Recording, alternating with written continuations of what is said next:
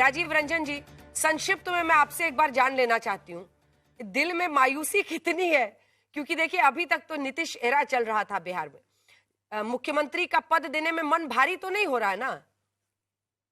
देखिए, नीतीश कुमार जी के जाने का जो अफ़सोस है, वो पूरे बिहार हाँ, को है और उनके साथ लंबे समय से काम करने की वजह से जो भावनात्मक जुड़ाव हम लोगों का है, हम्म, निसंदेह उनका जाना सबको खलता है। लेकिन एक हम्म, शानदार विरासत उन्होंने छोड़ी है और हाँ, योग्य उत्तराधिकारी का चयन हुआ है। जिस तरह से लंबे समय से सम्राट जी और नीतीश कुमार जी मिलकर काम कर रहे थे। हम्म, एक अच्छी बॉन्डिंग, एक अच्छा समन्वय और गठबंधन को लेकर के मैं इतना ज़रूर कहना चाहूँगा कि हाँ, राष्ट्रीय जनतांत्रिक गठबंधन के साथ अगर हम एक छोटे से कालखंड को छोड़ दें, तो लगातार काम करने का अवसर मिला और हम्म, भारतीय जनता पार्टी ने भी उदारता के साथ हमारी हम्म, सीटें कम होने के बाद ठीक है। सर, ये सब मुख्यमंत्री पद हम लोगों को दिया। बधाई संदेश और ये मैत्री वाली जो भाषा है वो अच्छा है, आज के दिन तो कम से कम कायम रहनी ही चाहिए। इस पर लौटेंगे, ये मैत्री संदेश आप बीजेपी को जो सुना रहे हैं उस पर चर्चा करेंगे। लेकिन शशि शेखर जी, सम्राट चौधरी के चयन में आप क्या क्या देख रहे हैं? लगभग 1999 से 2014 में आरजेडी के ये नेता थे, 2014 से 17 तक ये जेडीयू में रहे, 2017 में बीजेपी में आए और अभी मौजूदा दौर में इनके साथ 4 ऐसे मुख्यमंत्री बीजेपी के हो जा रहे हैं जो कि दूसरी पार्टी से बीजेपी में आए और वो सीएम के पद पर पहुंचे। देखिए, ये एक नारेबाजी जरूर होती है, खासकर वो जो पुराना काडर है बीजेपी का या संघ के लोग हैं, उन्हें लगता है कि गैर संघ या गैर बीजेपी की पृष्ठभूमि के लोगों को मुख्यमंत्री बनाना उचित नहीं है या अति महत्वपूर्ण पद देना उचित नहीं है। लेकिन मुझे ऐसा लगता है जब कोई पार्टी विस्तार के फेज में होती है तो ये वैसे ही है जैसे कोई नदी आगे बहती है तो बहुत से छोटे नदी नाले उसमें मिलते हैं। तो जब विस्तार के फेज में होती है तो उसे अपनी विचारधारा को भी थोड़ा अनुकूल और संतुलित करना पड़ता है समय के हिसाब से। तो अगर एक नया गैर भाजपाई पृष्ठभूमि का मुख्यमंत्री है तो उसका ये मतलब नहीं कि वो भाजपा के नीति और सिद्धांतों से प्रतिकूल चलेगा। दूसरी बात, हेमंत बिस्व शर्मा को आप देख लीजिए, वो आज जो बोलते हैं उससे वो बड़े बड़े लोग पीछे रह जाते हैं जो मूल भाजपा के हैं। तो मुझे लगता है कि सम्राट चौधरी का भाजपा या गैर भाजपा होना उतना महत्वपूर्ण नहीं है। महत्वपूर्ण यह है कि बिहार को अब वो कौन सी दिशा देंगे। नीतीश कुमार जी ने बिहार को बहुत लंबे समय तक चलाया, इसमें कहीं कोई दो राय नहीं है कि उनके शुरुआती जो 2 काल थे वो बहुत शानदार थे और बिहार का उन्होंने बिहार को का काया पलट किया। लेकिन गठबंधन के कारण एक ये बात जरूर होती थी कि बिहार अपने बगल के स्टेट उत्तर प्रदेश से तब पीछे कैसे रह गया। तो आज भारतीय जनता पार्टी को ये मौका मिला है और जेडीयू की सहायता से मुझे ऐसा लगता है कि ये आगे बढ़ेंगे और तेजी से काम करेंगे। लेकिन एक बात मैं कहना चाहूंगा, सम्राट चौधरी के चयन में मुझे नीतीश कुमार की छाया और प्रभाव साफ दिखता है। भारतीय जनता पार्टी, देखिए, यादव और मुस्लिम, इन दो अगर जातियों को छोड़ दें तो लव कुश समीकरण को यदि एक जाति, इस समूह को यदि एक जाति मान लिया जाए तो तीसरा सबसे प्रभावशाली समूह वो बन जाता है। तो अब भारतीय जनता पार्टी ने भी कोई नया प्रयोग करने के बजाय उसी पर चलने की ठानी है, क्योंकि उनको लगता है कि इसमें कोई दिक्कत नहीं है। और आप जानती होंगी, ईस्टर्न यूपी में कोयरी मतदाताओं की एक बड़ी संख्या है जिसका कि बहुत बड़ा प्रभाव पड़ सकता है यूपी के चुनाव में।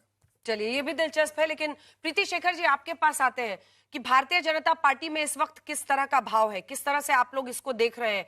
क्योंकि सम्राट चौधरी अगर बनाए गए हैं तो दूसरी तरफ जो अगड़े भारी तादाद में आपका समर्थन देते हैं उनके मन में भी कई प्रश्न आएंगे।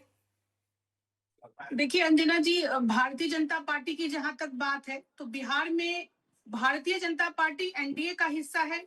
एनडीए के हमारे नेता श्री नीतीश कुमार जी ने 2005 से 25 तक जिस सफर को तय किया है और बिहार को जिस ऊंचाई तक पहुंचाने का काम किया है, उन्होंने एनडीए के सीएम के रूप में काम किया, बिहार के लोगों के चहेते बने और आज भी जो नेता चुने जाएंगे एनडीए विधानमंडल दल की सहमति से, वो भी एनडीए के ही मुख्यमंत्री होंगे और बिहार को आगे ले जाने का कार्य करेंगे।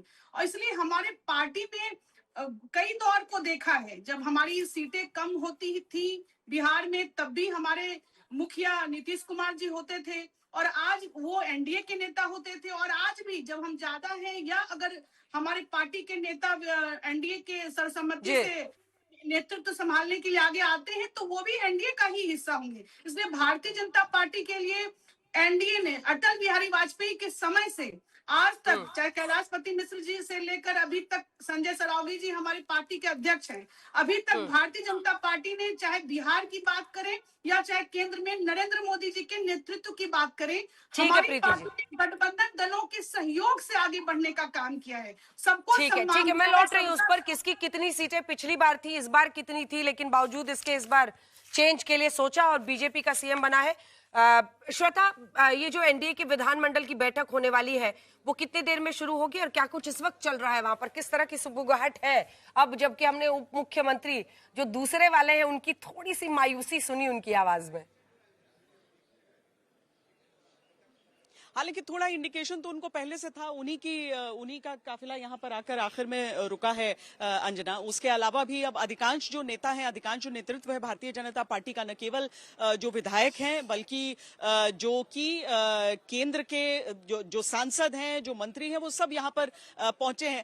जाहिर है कि सबको मालूम है कि भारतीय जनता पार्टी के लिए कम से कम आज एक बहुत ऐतिहासिक दिन है। कम ही ऐसा होता है कि सुगबुगाहट में भी एक ही नाम की चर्चा होती है जो कि सम्राट चौधरी के साथ हुआ, क्योंकि पार्टी ने बहुत पहले से मुझे लगता है कि इंडिकेशन दे दिए थे। चुनावों के समय भी जो कार्यकर्ता है उनके मन में यह रहता था कि इस बार अब पहली बार बीजेपी मुख्यमंत्री बनने का समय आ चुका है। हालांकि चूंकि नेतृत्व साथ मिलकर लड़ रहा था, साथ चल रहे थे और एक केंद्र के आंकड़ों की बात भी आ जाती है, तो उन सारी चीजों को देखते हुए ये केवल दबी जुबानों में बात होती थी। आज वो खुलकर इसकी बात कर रहे हैं।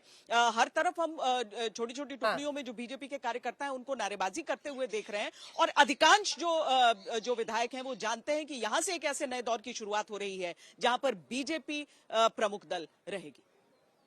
तो अनेकों ऐसे नाम जिस पर हम लोग चर्चा कर रहे थे, लेकिन ये तय माना जा रहा था अंदर ही अंदर।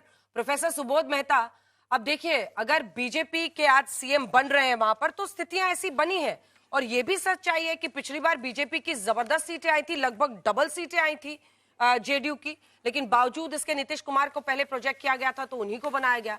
इस बार भी वही बने, लेकिन जो स्थितियां आगे बनी हैं उसकी वजह से ये परिवर्तन किया जा रहा है और इसमें आप लोग को बधाई देना चाहिए यार, आपके तो पुराने नेता रहे हैं सम्राट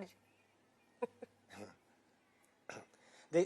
अंजना जी, देखिए सबसे पहले तो मैं सम्राट चौधरी जी को नई जिम्मेदारी मिलने के उपरांत मैं उनको बधाई देना चाहता हूं और आशा करता हूं कि जिस प्रकार से लालू प्रसाद यादव जी के वो जो संस्था है, लालू प्रसाद यादव खुद एक संस्था है, उसी संस्था के जो है वो पौधा है जो भारतीय जनता पार्टी में आगे गए और भारतीय जनता पार्टी ने लालू जी की सोच को स्थापित किया है और सम्राट जी भाई अलग पार्टी में गए तब तो सीएम बने, वरना आपके परिवार मतलब जो लालू जी के परिवार के अलावा कोई सीएम तो बन नहीं सकता था, है ना?